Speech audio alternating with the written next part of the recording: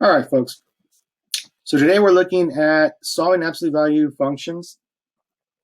Now, this is for me kind of a four-step process. But the nice thing is the process doesn't really change even when we get to inequalities. So here's what we're looking at.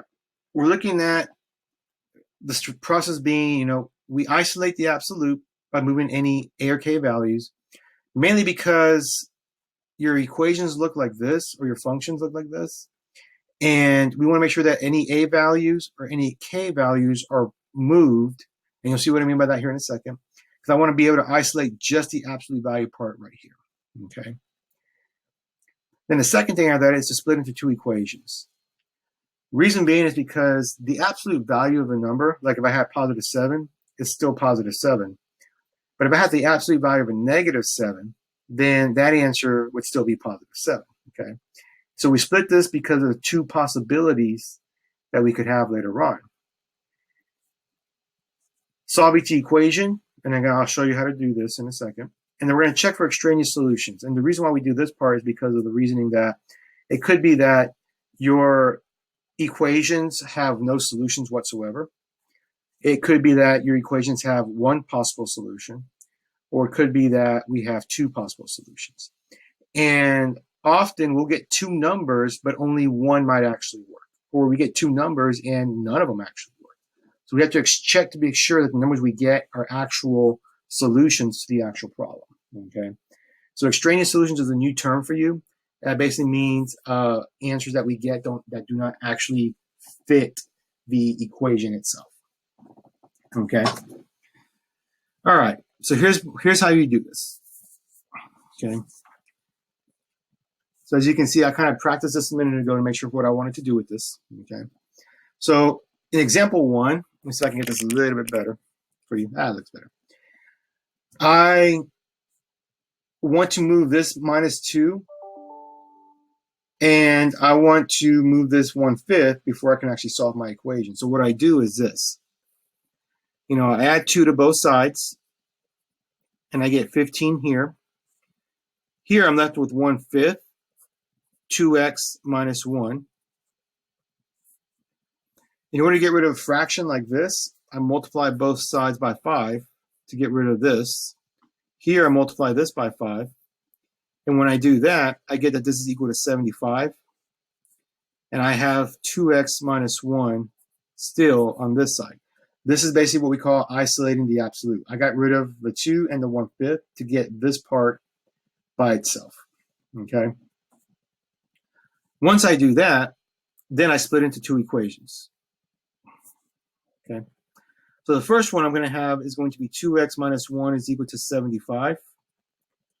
And then the second one I have is going to be 2x minus 1 is equal to a negative 75. And yes, we're going to make one positive and one negative every time we do this. Okay. So then I take both equations and I solve each one. Well, if I add one here, that's 76. Divide by 2. So that x is equal to, and again, if you don't have your calculator helps, 38.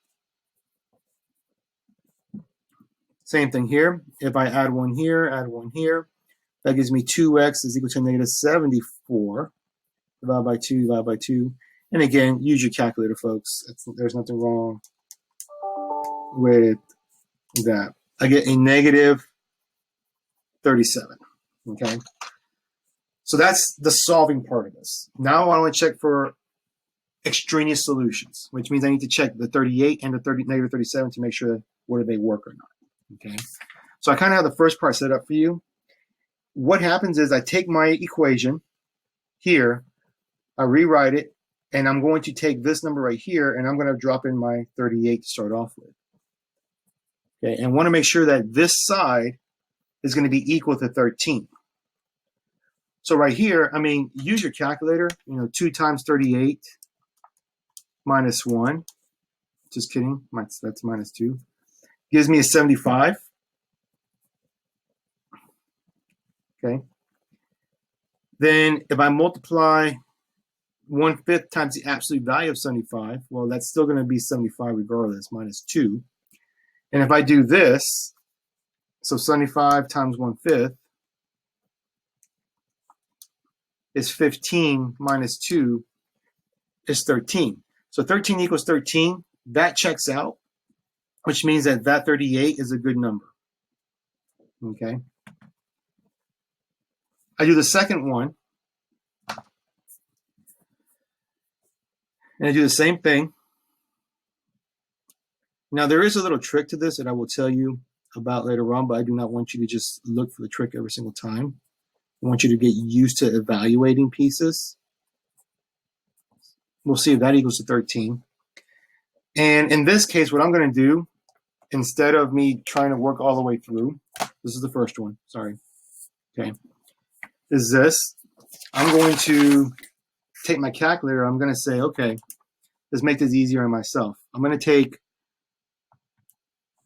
1/5, okay, the absolute value of, looks like 2 times negative 37 minus 1 minus 2, and that gives me 13 again. So this also gives me 13 is equal to 13.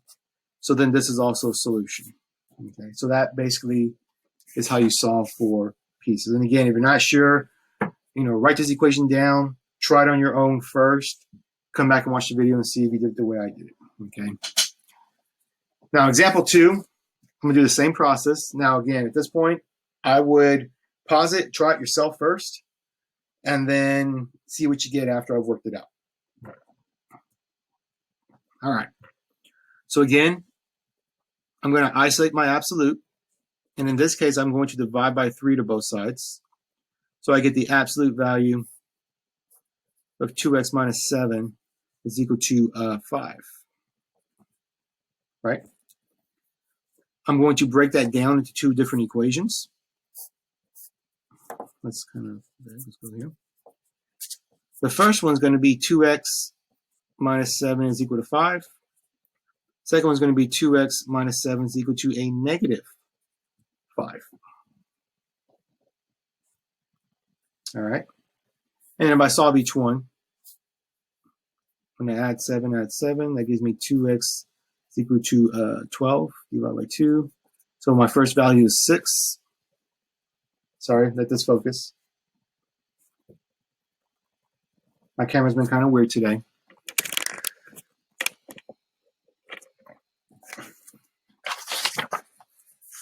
There it is, sorry. And if I do the second one, I add 7, I get 2x is equal to 2. So x is equal to 1. Okay. I check both of them to be sure I'm good to go. So 3, absolute value of 2 times 6, minus 7. Is that going to be equal to 15? Well, if I do 3 times, see, this is going to be 12 minus 7 is 5. So 3 times 5 is 15. That one's good. Then I do the same thing for the other one. 3, 2 times 1 minus 7. Is that equal to 15? And again, right here, if I do 3 times the absolute value of negative 5 is equal to 15. Again, absolute value of negative 5 is still 5. So I get that 15 is equal to 15. That one checks out. So that's a good answer also. Okay. So it just so happens the first 2 have 2 possible solutions. Okay.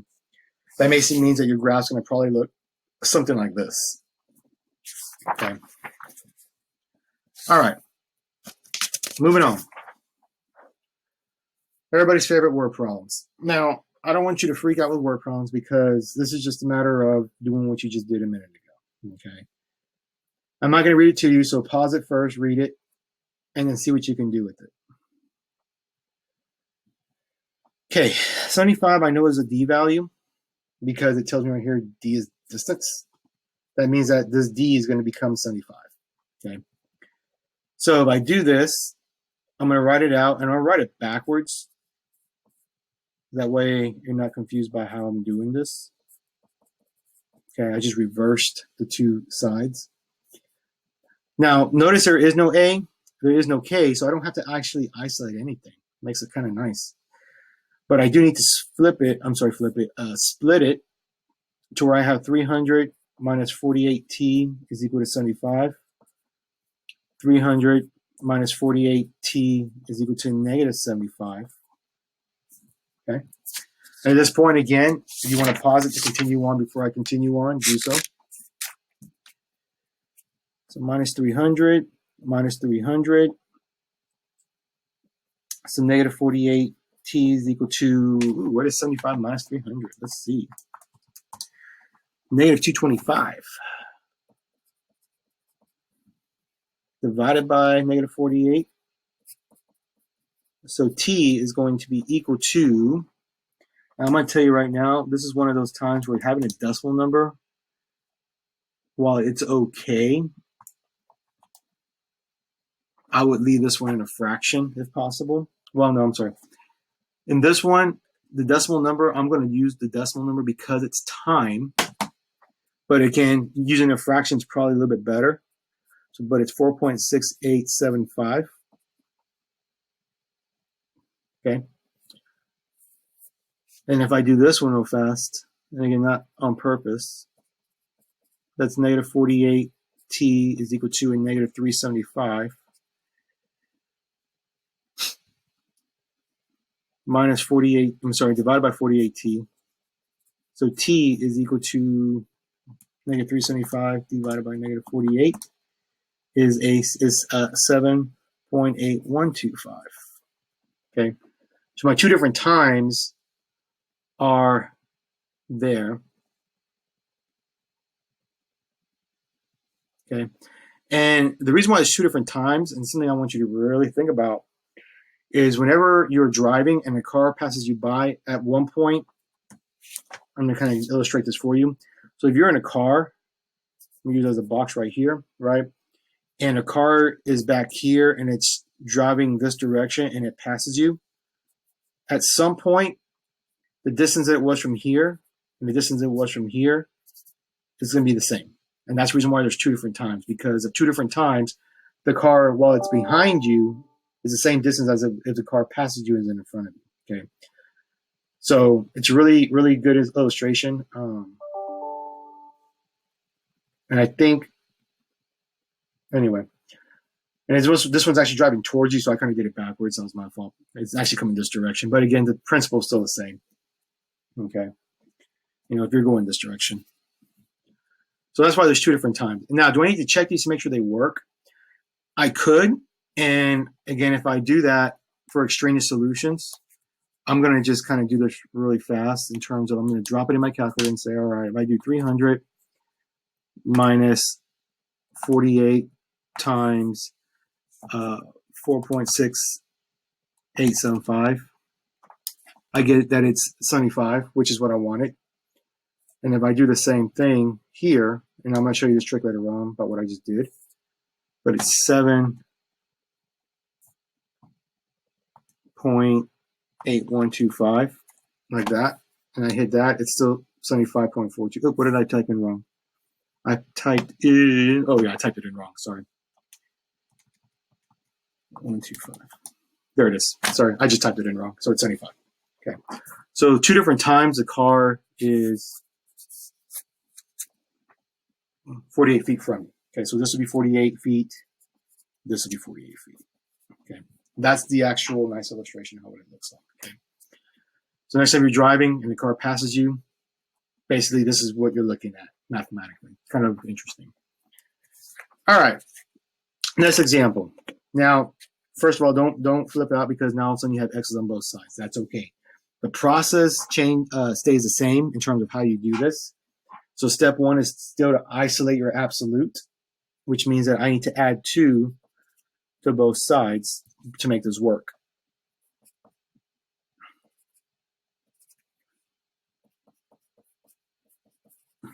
Okay. Then I split. So the first one would be 3x minus 2. Now, pause it. I'll give you a second to think what the next equation is going to be. what is going to be equal to. And you're right, it is negative x plus 6. Now this is where it gets tricky. Not really. We're still going to make it equal to something, but on the original problem, remember how I made one side negative, one side positive? So I'm going to take this guy, and I'm going to completely reverse my signs on each product. Okay? And yes, there is a reason for that. It's because I multiplied this by negative 1 to get this over here. Okay? Then I'm going to solve each one. So like this one, I'm going to add x. I'm going to add 2. So I get 4x is equal to 8. So that x is equal to 2. This one, I'm going to subtract x. I'm going to add 2. This one I get 2x is equal to negative 4. So that x is equal to negative 2. So I got two different answers. Now I got to check them to make sure they work. And this is where the extraneous really comes into play, because sometimes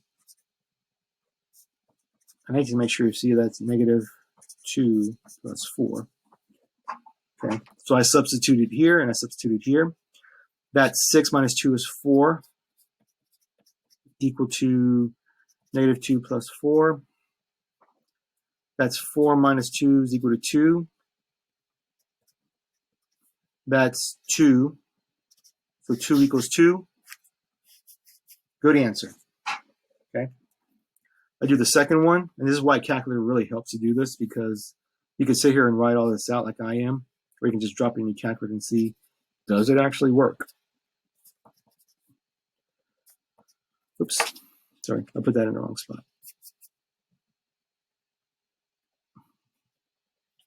Oh no, that's actually right, sorry. I'm overthinking it myself. Negative 2 plus 4. Having 3 2s in a row like this really is a little confusing, and I get that now. So now I have negative 6 minus 2 is negative 8 minus 2 equals to 2 plus 4. That's a positive 8 minus 2 equals to 6. So 6 equals 6. That checks out. So that's a good possible answer also. Okay. All right. So again, on this one, pause it first to check it, to make sure it works. Make sure you know what you're doing. Okay. I'm going to do it next. And again, I'm going to isolate the absolute. And I'm trying not to go fast, I promise. I'm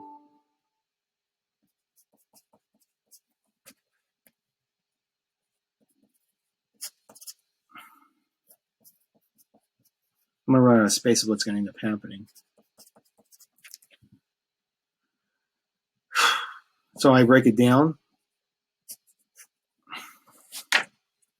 So 6x minus 8 is equal to 2x minus 2. 6x minus 8 is equal to negative 2x plus 2. I'm going to solve both.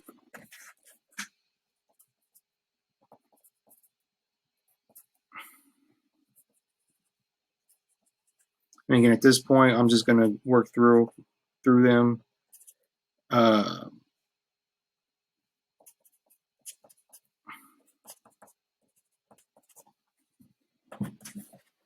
Pause it if you want to try it on your own before you check what I'm doing.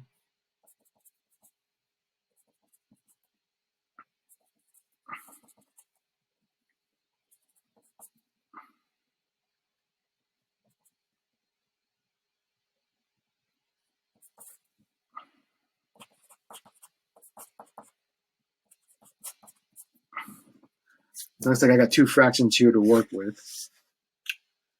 Okay, so now I'm going to check them really quick to see if they work. I'm going to do it in the calculator this time so you can see how I do it in the calculator. Okay, so let's see. If I do 2, absolute value of 6 times, what is that, 3 halves? Minus 8. plus 2 is 4. So if I do 4 times 3/2 minus 2, that's also 4. So they both check out. That's a good one. I do the same thing for the 5/4. Now, again, here's a nice trick. If I come up to the equation like this, hit enter, it'll give me the exact same equation. So all I have to do is change this to 5/4. I get 3. Come up to this one, take that equation, make that 5/4, and I also get 3. So they both work. And you haven't come up, well, I mean, surprisingly, I haven't done any extraneous solutions. So they both check out. They're both good. Okay. That's interesting. Okay. Last thing, I promise, and this is actually one of the easier things to do. Okay. This falls in line with writing equations. Okay. Which is the last thing we did the previous lesson of this. But it's a different way of writing it. Now, the way this works is this. You have what we call a mean value, or a middle, and in this case, the mean value is 98.5 degrees. Okay, this is the x-axis, by the way. Then what it tells you is that a temperature falls within 0.15 degrees of the actual temperature. Okay, so what happens is this. It basically means that from here to here, if I add 0.15 to 98.5,